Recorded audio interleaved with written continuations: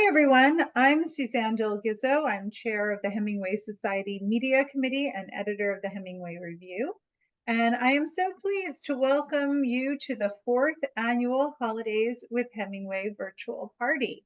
This is the pre-recorded version of this party. We're really sorry you couldn't make it to the first live version, but we're so glad you're able to join us in this format.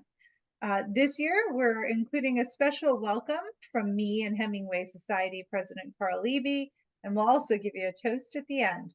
But in the meantime, let me introduce Hemingway Society President Carl Eby. Thanks so much, Suzanne. Hey, happy holidays. Thanks for joining us for the recorded version of the show. We've got a fun evening planned. We've got music. We're going to be mixing a signature cocktail. We're going to hear about Hemingway's winter 100 years ago in 1923, a very special Christmas when Bumby was born. And I want to thank all of the participants who helped put this event together. Especially, I want to thank the media committee, Suzanne as chair of that committee, and of course, as the inimitable editor of the Hemingway Review, Kirk Kernut, you know him best as, yours truly, from the newsletter, which he heroically puts together every year for us.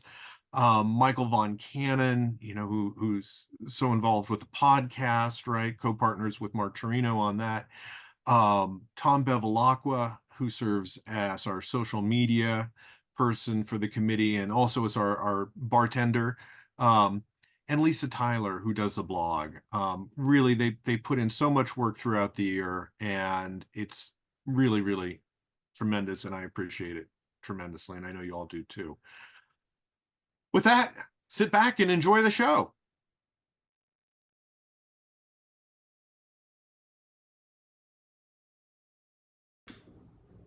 Hello, I'm Tom Bevilacqua. You might remember me from such holidays with Hemingway cocktails as 2020's Cross Country Snow and 2022's Christmas in Key West. What I'm going to do for us tonight is walk us through the drink that I've called the Two-Hearted Sour. It's a play on a whiskey sour, and it uses a couple of fruit juices to get that desired interplay of sweet and sour. So first, let's go ahead and get our ingredients.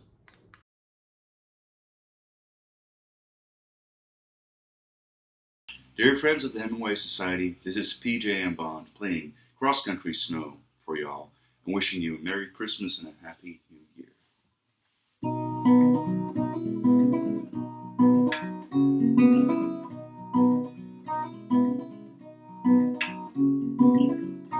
Gone is the summer of our careless childhood hopes. Here is the winter and the skiing on the slopes. Days ticking over through the mountains and the snow. Strapped in but uncertain about where our life shall go. I wish I could force time to stop. I wish we didn't have to grow up. Will I ever set eyes on you again, my friend? And it's so bittersweet that all good things must end.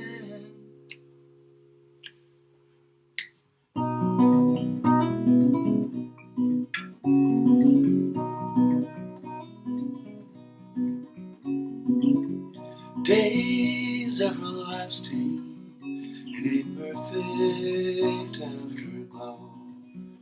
The grace under pressure like two rabbits in the snow. Sion and strudel in a brown dark smoky inn. And an unmarried mother with a tender voice she sings. I wish I could force time to stop. I wish we didn't have to grow up. Will I ever set eyes on you again, my friend? Ain't it so bittersweet that all good things must end?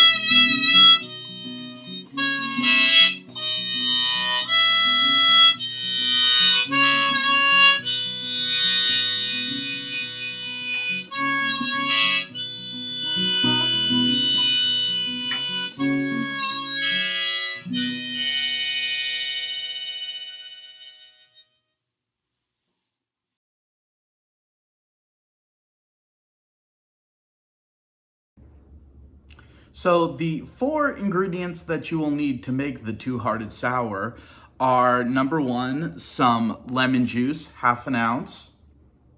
You will also need 3/4 of an ounce of peach nectar. This is something you should be able to find at most grocery stores in some form or another. You also will need some vanilla syrup. This is something, I know there are the Monin, the brands like you see in coffee shops. I've used this BG Reynolds, which they make a lot of syrups, especially for tiki drinks, but finding some kind of vanilla flavored syrup is the third thing. And the fourth and the most important component is obviously your bourbon. So we're gonna take this, get it ready, and put it together.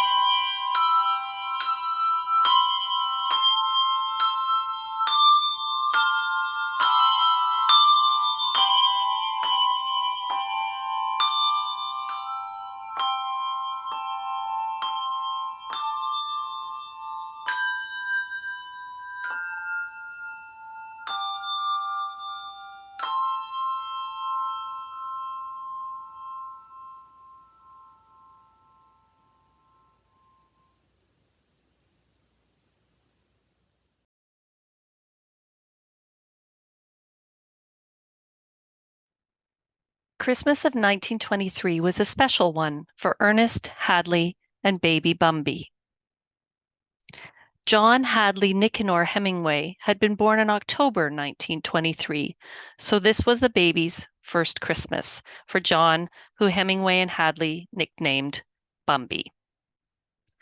Hadley had some difficulties nursing baby Bumby, and so they decided that the best thing that Christmas was to spend part of the Christmas season apart, with Hadley and Bumby staying in Toronto, Canada, while Hemingway went back to Oak Park to spend Christmas with his family in just outside Chicago.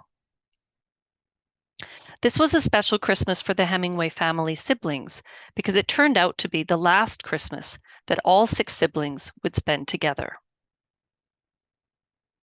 This illustration from a 1922 decorating book shows how the inside of the Hemingway family home might have looked that Christmas season, as these are decorations typical of the era. And this advertisement from the Oak Parker newspaper shows the kinds of things that the Hemingway family might have been eating that Christmas season. While Hemingway was in Oak Park with his family, Hadley and Bumby spent Christmas Eve by themselves in the Toronto apartment where Hemingway and Hadley lived.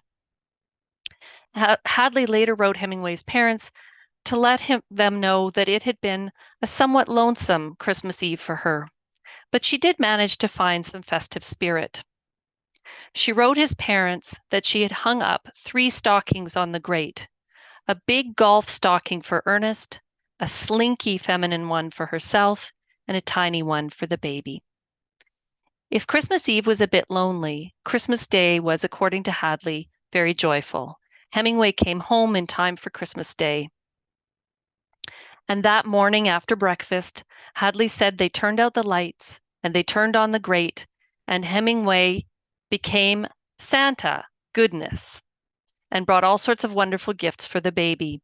She wrote his parents to tell him, "We had a grand time." That evening, Hemingway, Hadley, and Bumby had Christmas dinner with their friends, the Connables, at their house, which was nearby. Of Mrs. Connable, whose name was Harriet, Hadley said in her letter to Hemingway's parents, "She mothers us, a dear." That Christmas Eve turned out to be a special one, not only for Hemingway, Hadley, and Bumby, but it was an important one for the nation as well, because that year, in a tradition that has continued into the present day, Calvin Coolidge decided that there should be a Christmas tree not only inside the White House, but outside as well. And the night before Christmas, the president started the now annual Christmas tradition of presidential Christmas tree lighting at the White House. The tree had 3,000 electric lights. Because the National Christmas Tree Lighting Ceremony started in 1923, 100 years ago, and is taking place again this year, that Christmas that was so special for Hemingway, Hadley, and for their baby has also become, because of this historical connection to ourselves, special to us.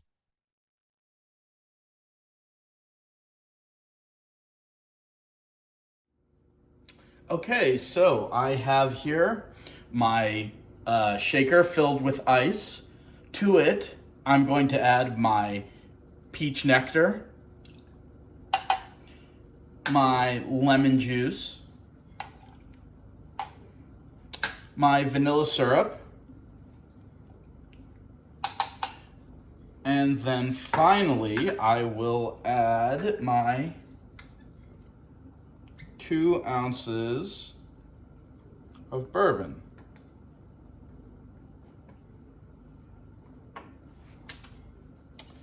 One,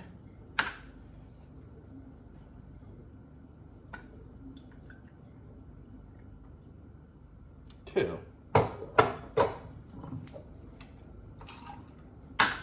And I will shake it.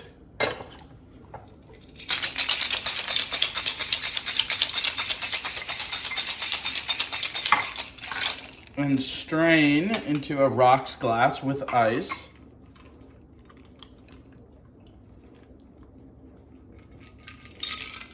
and garnish with a mint sprig.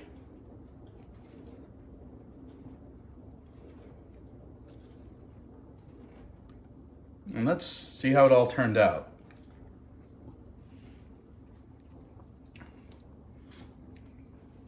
It's something that, what I like about this is that you can even have different variations of it. Maybe in the summer, because it is a sort of a full body drink, in the summer you might try it with a little soda water, but it has warmth, but it's not, overwhelmingly hot.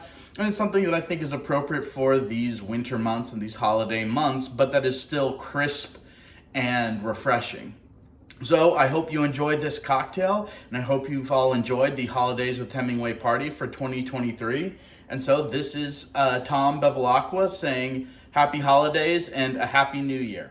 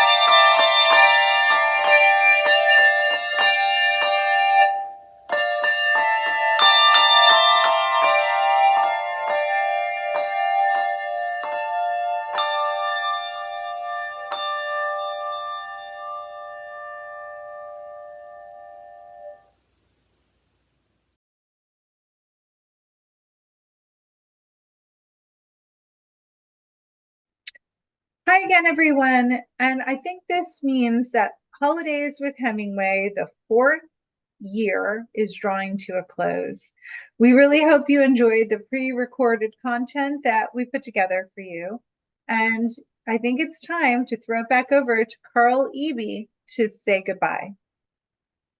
All right, it's time for our final toast. Okay, we're gonna mix this up. Here we go.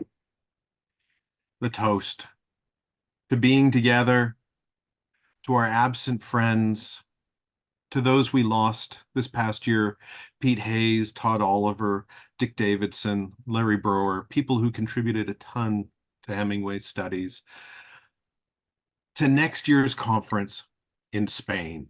Here's to San Sebastian and Bilbao. Amazing times we're going to have there. I can't wait to see you all. I hope you can join us there. It's going to be spectacular. Here's to what brings us together, to Hemingway and his work. May the coming year for all of you be joyful, fulfilling, and full of love. Happy holidays. Cheers. Cheers. Thank you so much, Carl. And now we will leave you with a little bit of holiday music to celebrate the season. We certainly hope you have an amazing holiday, and we'll see you next year.